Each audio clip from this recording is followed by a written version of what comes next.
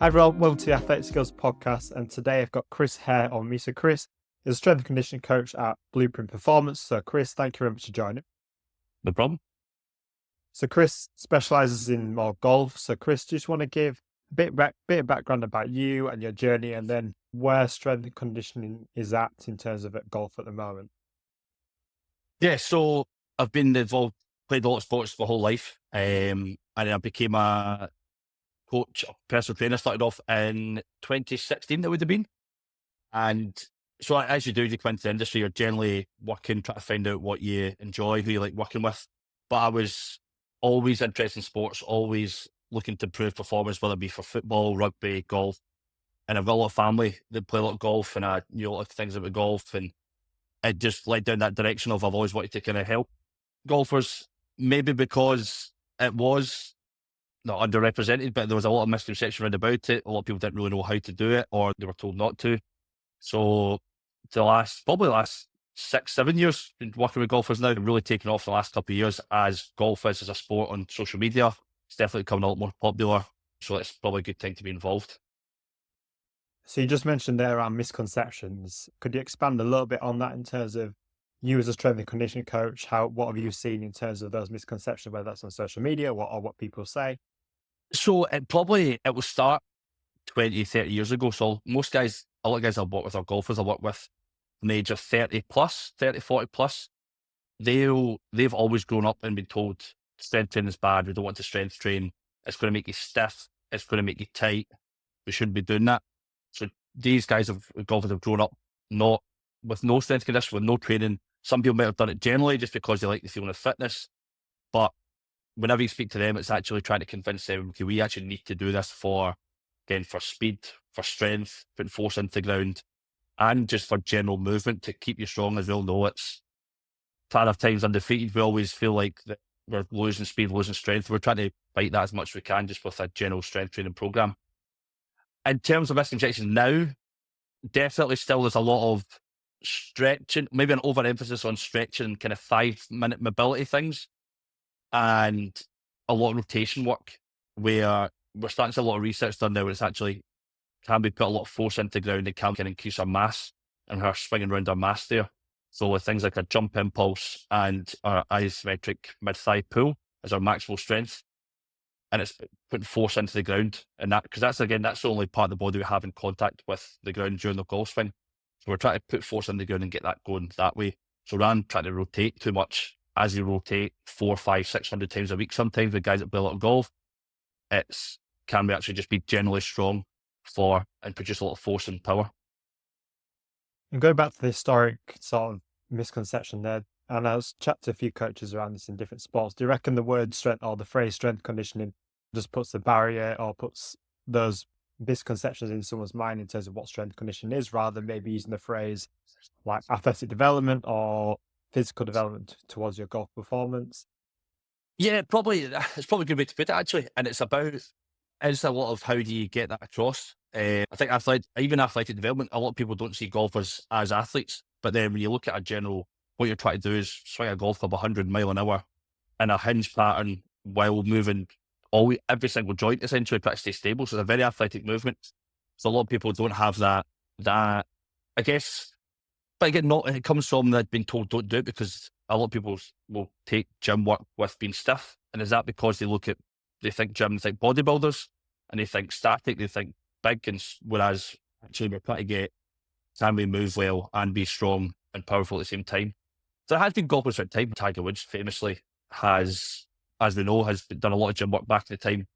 Looking back now, did he do maybe just overcook it with some things? And maybe he did, but there's golfers back in the 60s. You've got Gary Player.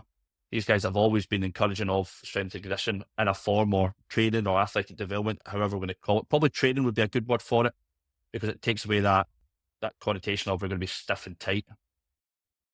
And then you mentioned around the overemphasis on maybe stretching, whereas you suggested there around the force production sort of training.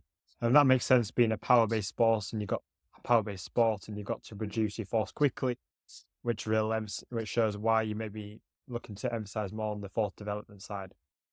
Absolutely. So we have, and again, it's not stretching is not bad. I've encouraged some people love stretching. It's a bit almost like it can be quite a, not even a placebo, and mentally it can feel quite good. I feel looser now, I feel better. Perfect. If that makes you feel good, let's go for it.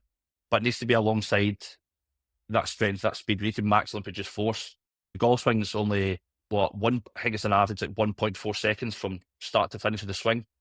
If we look at a lot of gyms, lifts in the gym or explosive jumps, explosive med ball throws, they're all very similar.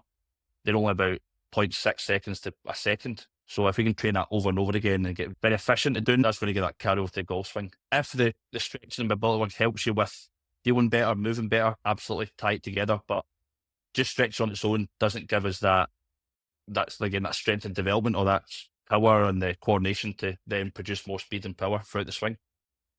And I'm sure you, within the golfing setting, and the kind of the buzzword at the moment is around club head speed as well. Is that kind of changing how people are training as well? And maybe looking towards more the people are thinking sport specific exercises and developing club head speed. So is that sort of changing how people are training as well? Yeah, so some people become obsessed with club head speed, which is again absolutely fine. And we then just have to say, look, this is going to be a journey of again being as strong as you can, but still be able to produce as much speed as you can. And then once I've essentially my job is to get them as strong as they can, as fast as they can, and then it's over to the golf coach to develop. Is there a technical side? Is there in the golf swing, which I don't try and cross over at all with? It's let them deal with that side. People get a bit scared because they're like, I don't want to swing it faster, or if I swing it faster, I'm not any good on the golf course.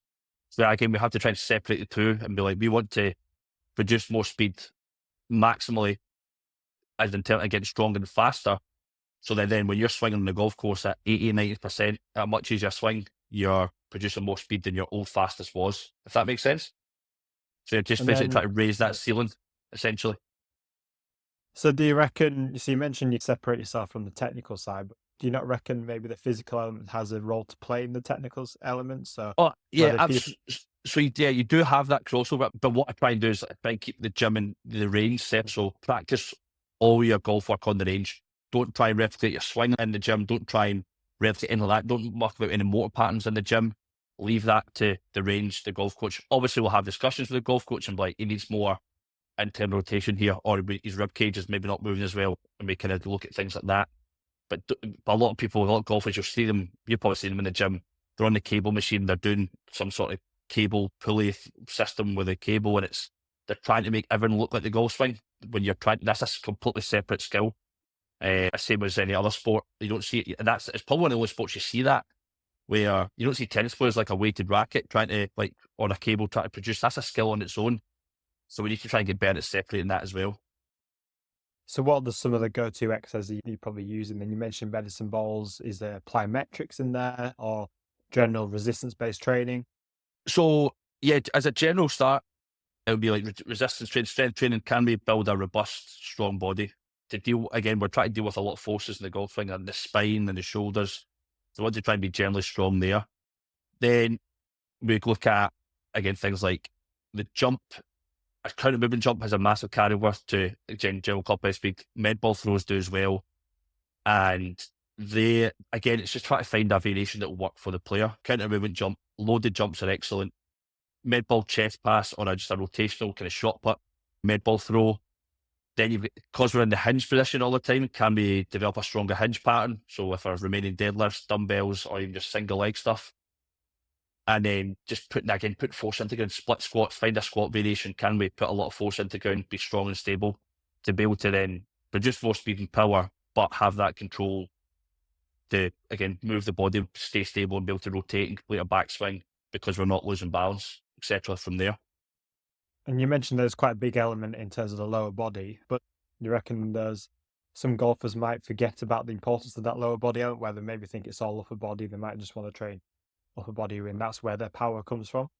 Yeah, again, you do get a lot of golfers that may be a bit quicker through the hands and they're quite fast on the upper body. But again, the upper body strength has a big carry with this one. So we see a lot of guys doing bench press or overhead press, which is excellent. The chest was it's almost like completely active during the golf swing.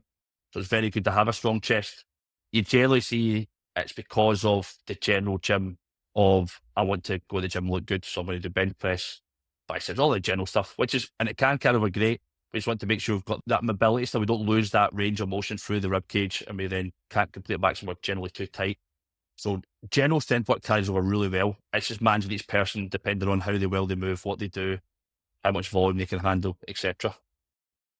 And what role does the core or the trunk play in that? So obviously the force that's produced in the lower body, that'll transfer up the body to the trunk.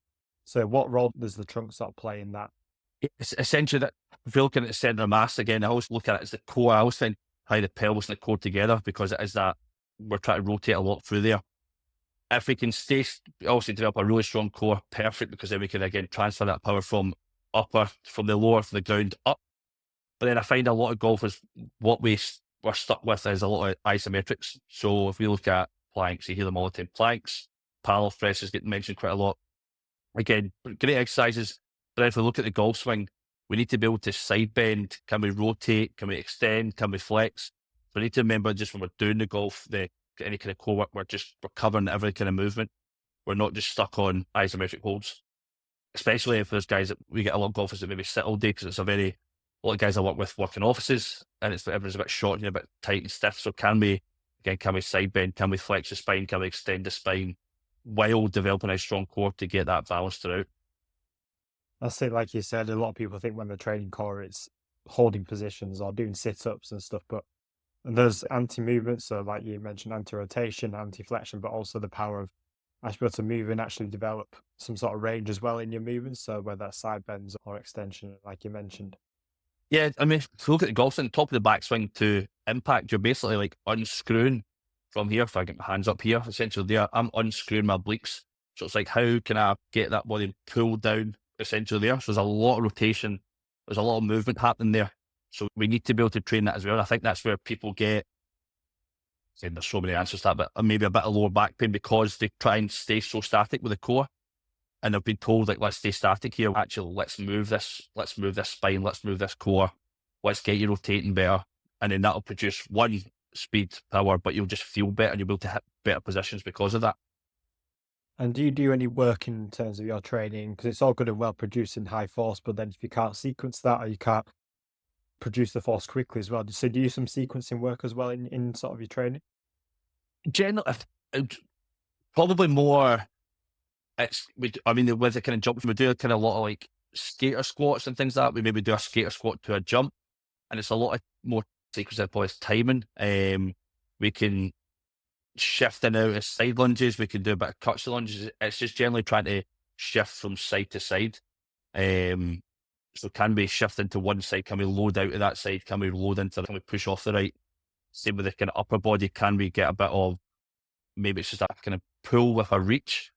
Is it a bit of a push with a rotation? It's some simple things like that rather than too much. Generally, maybe younger guys, maybe the junior golfers, they were trying to develop a lot of coordination and sequencing because they don't quite have that development yet. But generally, it's just can we load in and out positions. I always try and find, rather than getting too specific with staying in the hinge and trying to hit there, can we load in and out as internal rotation, external rotation, the hips?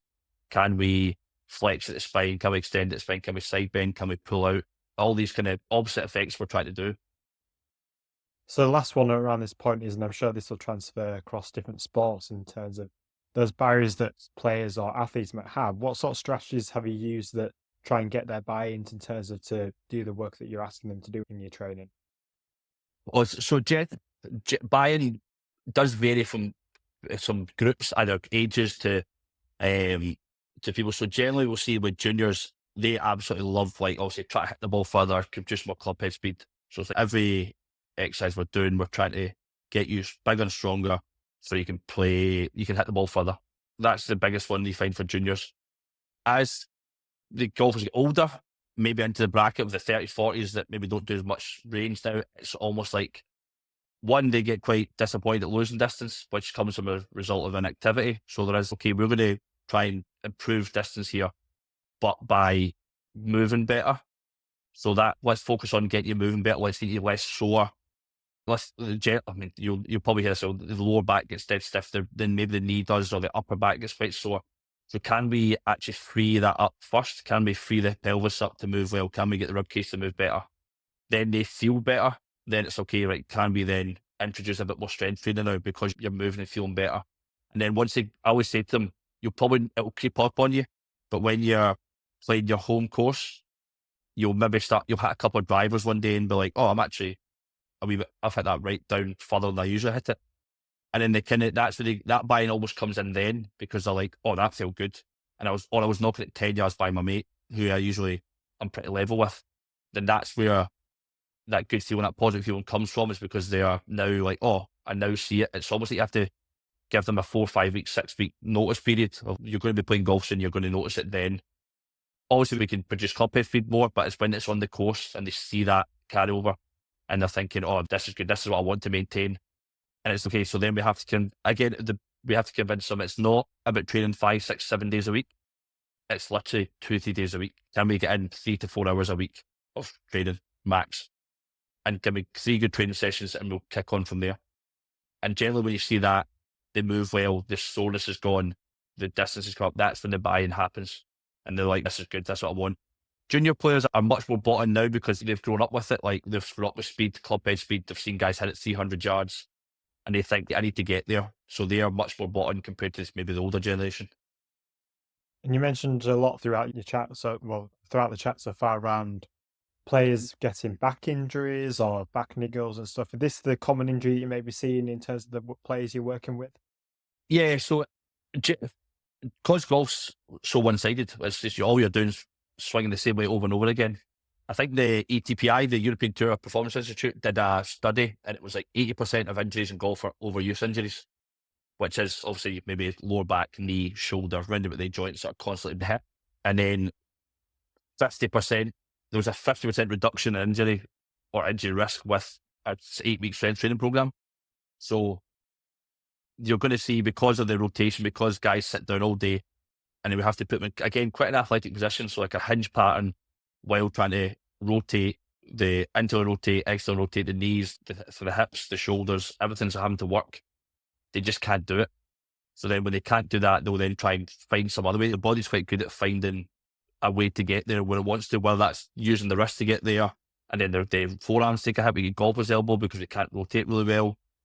Are we hinging? Our hinge pattern's not very good because we're loading through the lower back too much rather than the glutes and hamstrings. So then we're just over rotating around that spine, which is just, again, just too much. And you're hitting 300-400 balls. So that's 400 reps of you doing that rotation around that lower back. It's just not going to agree with it. So then can be then, that's the first stage of maybe the first session is, let's see how you move. Let's see how you hinge. Let's see how you rotate for the upper back. Can you move from your left side into your right side? Can you do a split squat on your left side to your right side? You see a lot of golfers, because again, the golf is so one-sided, that they can be really strong on their left side because we're hitting off, as a right-handed golfer, we hit off our left side because it impacts on your left side. So then we detest the right side strength, and actually it's much weaker. And it's obviously you're always stacking onto your left side. And is that why maybe this left side's taking a bit of a hit? And it's like, we need to get you strong on the right side. So just generally, the other general injuries we see is definitely lower back, because most golfers I see can't hinge very well. And that's why I always push on social media. It's like, if you're a golfer, learn to hinge, because you'll move through the hips better, your hamstrings work much better. And we take that enough pressure off the lower back that we can then move well through it. Like you mentioned there, movement is key in terms of trying to mitigate those injuries, and hinging is a key part of that. So what are the key elements then of a hinge pattern that you should be looking at when you're working, well, obviously in golf, but then it'll transfer to other sports as well? So generally what I look for is, most times I see a hinge, if we get their foot nice and flat here, their weight starts here, but then they end up shifting all the way back into heels because they're counterbalancing rather than hinging around the hip. Now that generally because people don't really, how many people day to day that know how to hinge really well? Not really. They think they're using their hips, but they're counterbalancing it off the back here. So I'm trying to get their weight into their midfoot, and then generally they try and keep their chest up too high. So then what happens is they end up kind of in this weird kind of squatty hinge position with their chest up really high, so then that lower back's still taking a lot of strain there. So it's almost like trying to trust them to let their hips do the work, let the hamstrings do the work, and load in from there. Now, it can take a lot of work to get that feeling, but it's generally keeping your weight in the midfoot and letting the hips do the work from there. Then what will happen is, on the way back up, they'll just want to pick themselves up by the chest, and then we'll pick themselves back to the chest and they'll fire their knees back. So then we get no hip extension to come through. So it's like, can we, once they get to the bottom, can we then keep everything nice and steady, but the hips, so essentially there's my knees here, my hips are here, get the hips from here forward and get the hips actually pushing forward rather than just firing the knees back, firing the chest up, and it's then just all come from that lower back again. And it's like they think they've done a hinge, but it's like, no, we need to get the hips and glutes to drive us forward. That's what they want to do. They want to push forward and extend. And that's, it's one, some people get it straight away. Some people really struggle with it. And it's generally people who've got a lot of kind of lower back pain that have really struggled with it because they're so stuck with it, and their hips just don't move well. They can't feel their pelvis at all. Yeah, when I was working with a lot of youth athletes trying to develop this movement, we used a lot of broomsticks or dowels, even just to go through the movement patterns. We even took athletes onto their knees, just learning to tilt to push their hips back and looking at their posture. So real basic stuff that can then help them before they even get onto the weight side. Yeah, because the funny thing is, golfers, if I say to golfers, show me a hinge, they'll not really do it, but I'll say, show me a golf swing. And they'll generally, because that is a very similar pattern, it's a very short hinge. So it is trying to, like I said, it's trying to find, they've done a lot of kneeling hinges as well, where try to stay tall. Can you feel your glutes and hamstrings working rather than your lower back? Can you relax your upper body off and let the hips take the strain? You find a lot of people, you might see it's well, they tense a lot at the core. When they hinge and they're dead tense, they're dead strained. And it's like, try and relax that off and let your hips be that joint position. So let that, if you let yourself relax, that glute will take that strain for you. And that's where I try to load from there. That's always what I try and load from.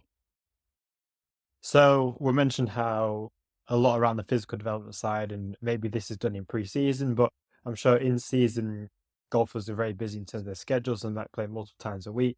So where does your role play in terms of that in-season element, and is that still quite a big thing in terms of the physical side in seasons? Yeah, so generally with a lot of the one-to-one guys I work with, it's almost like a plan on the Sunday or kind of Monday, depending when we're kind of checking in, when we're speaking. And it's like, when are you playing this week? So is it Wednesday, Thursday, Friday? Okay, so then we kind of work backwards. It's like, okay, cool. Can we train Monday?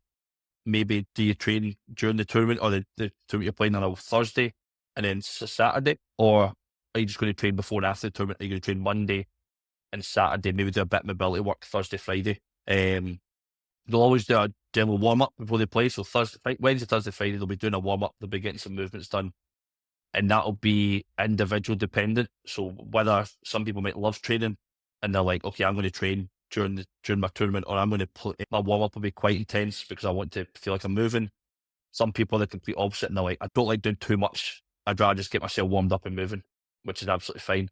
So it's generally trying to work out a plan for the week. It can be quite intense, especially some of the juniors I work with. It can be, I've just seen their schedules being like 18 holes on Friday, 18 holes Saturday, 36 holes on Sunday, Monday off, back in 18 holes Tuesday, 18 holes Wednesday. And it's almost like we get I say gym session on the Monday, but it might just be a bit of a movement session just to get feeling like you're moving well. Can you just take some pressure off lower back? Should be in that hinge position all day. Can we just get a general movement to make you feel a bit better rather than going in full tilt in our session? Know when to push, we're training, know when to pull back, depending on how busy they are. You mentioned one benefit there in terms of the recovery side and the movement element in terms of keeping some sort of training throughout the in season, but what about when your physical quarters might start to drop off in season when you maybe not have done your resistance training or your power development stuff? So is that a key factor as well? Yeah, so I always like I say we're trying to explain it. We don't you don't need a massive amount of volume to maintain your strength and speed, but it is trying to can we do a minimum of even sort of concentric work where cat bar lifts on their own without much of a eccentric? Can we just do 3-4 sets of two there, just trying to be close as we can? Can we do some med ball throws or even some fast golf swings? Can we do some of them at the range, 5 or 6 of those, just to try and keep some form of speed training up?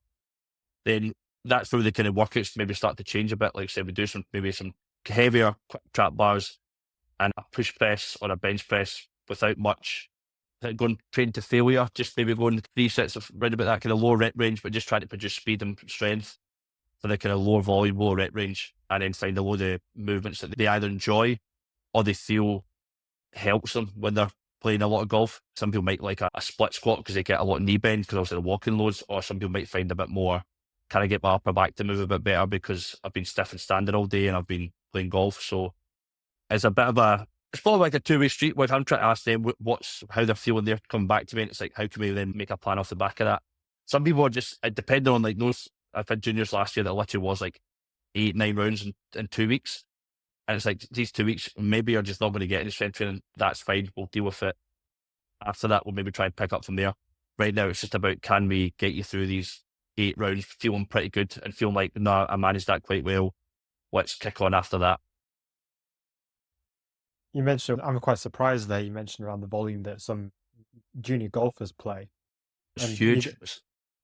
yeah, and you get that maybe in other sports where kids are playing, let's say, football multiple times a week, and then they maybe start to get those overuse injuries. Have you seen that in golf as Yeah, and it's the same thing in junior, but generally because they're still in that development stage where they're not as strong as generally the speeds they're producing. So if some of these golfers can hit it like 110, 150 mile an hour, but they're still nowhere near fully developed. So it's a lot of force to put on like a growing junior. So you do find that lower backs take a lot of hit again because we don't have the kind of motor patterns of the hinge and being strong enough. Maybe the shoulders. You find a lot of golfers' elbow injuries at that age, right, with the forearms, because on the physics side of it, every time you swing a golf, the golfer's basically because you're swinging it so fast, it's trying to go away from you. But you're using your strength to hold onto that golf club nice and strong. And if you're not strong about the body, your wrists and forearms will take a lot of hit there and strain because they're rotating, they're pulling hard. You do find you get a lot of wrist and kind of elbow injuries at that age as well.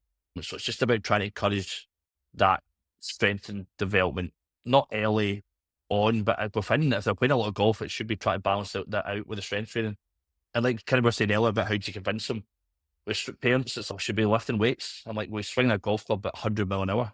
So that's going to produce more force on your spine, on your shoulder, your knees than anything you're going to do in the gym. So it's we need to try and balance that out there.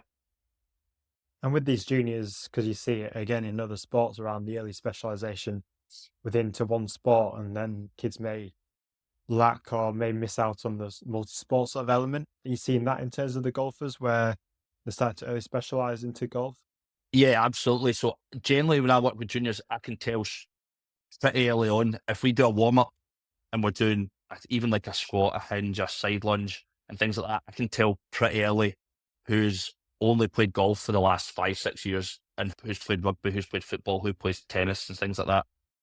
The golfer, because it's so one way and you're just doing things same like over and over again, the golfers, they don't have the other coordination, the movement pattern, the squat pattern, the hinge pattern, the lunge. They just don't have that in there. Unbelievable golf swing, they might have that, which is great, but in terms of strength development and being stiff and tight on that one side there, that's where they'll kind of cover. Whereas the sport, the football, the rugby, everyone, they can see guys like that, they can, oh, I'm really good, I can find positions, I can jump, I can lunge, I can load, I can rotate. And that's always we try and encourage, even with the juniors at 12, 13, 14, right up till 17, it's like, yeah, if we can play in our sport, that if you're playing rugby and football, that's really quite intense. That can be, keep that as part of your routine. Only specialise in golf. If you can, like later on, if your schedule allows it, can you play another sport, or as a social aspect, can you play another sport to keep developing your coordination, your strength, your speed, your power, because it's all going to tie in together. And then last thought, or just to wrap up, do you think in terms of your knowledge side, in terms of the golf strength and conditioning, do you reckon there's a place where some golf coaches who maybe don't have access to a strength and conditioning coach who are working with, is there a place that those coaches can then maybe have a bit more understanding on the physical element to add into their coaching?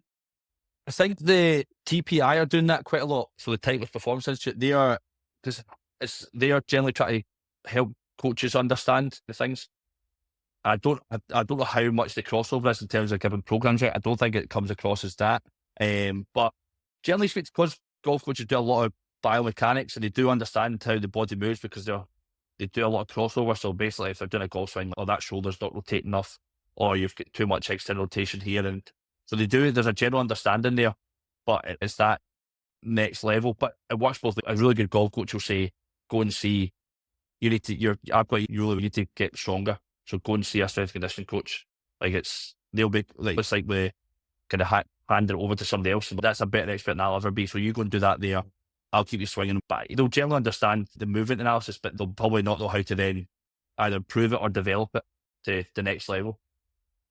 And going full circle here around misconceptions, as long as with those coaches singing off the same hymn sheet in terms of what your message is saying, then that'll help those, especially the younger ones, have a better understanding of the importance of the physical side.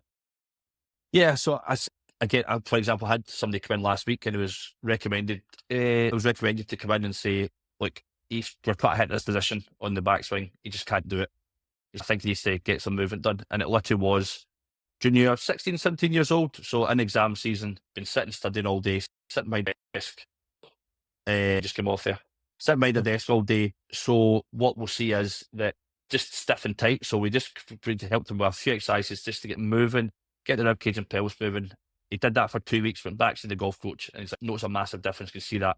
And that's how that relationship could work really well. So it's like, I need him to be able to do this, but he can't. Can you help him get there? Absolutely, let's get him doing that. Go back to the golf coach, perfect. I can then take him to that next level in the golf swing because he can now hit that position I want him to. And then it just all ties in really well as a good working relationship. So, Chris, thank you very much for joining. Some great insights and also an understanding of what your sort of methods are in terms of developing golfers and some advice for coaches that then can take away, whether that's into golf or I'm sure there's a lot of transfer there into other sports. Is there any way that if people want to get in touch with you or see what's going on, how can people find out more about you? Thanks very much. Really enjoyed that. If you want to ask any questions or just know more about it, I'm mostly on Instagram and it's Chris Golf Strength is the username, or you can just type in Chris Hare and it will come up and you'll be able to chat to me there. Perfect. And then I'll put those in the show notes for people that want to get in touch with you. But Chris, thank you very much for spending time to have a chat around some of your work that you do at the moment, and I look forward to seeing more about you soon. Brilliant. Cheers, Aidan. Thank you. Cheers, Chris. Cheers. Thank you so much for tuning into this episode of the Athletic Skills Podcast. I hope you enjoyed our discussion and found it helpful in learning more about impacting your youth athletes' movement and physical development. If you did enjoy this episode, please take a moment to give us a subscribe and share to any other coaches or teachers that you think it may help. Also, if you have any feedback or topics that you'd like us to cover in future episodes, please feel free to reach out to us on social media or on the email in the description. And we'll be more than happy to try and tackle those challenges you are facing as a sports coach or a PE teacher. Thank you very much, guys, for listening. I look forward to speaking to you soon.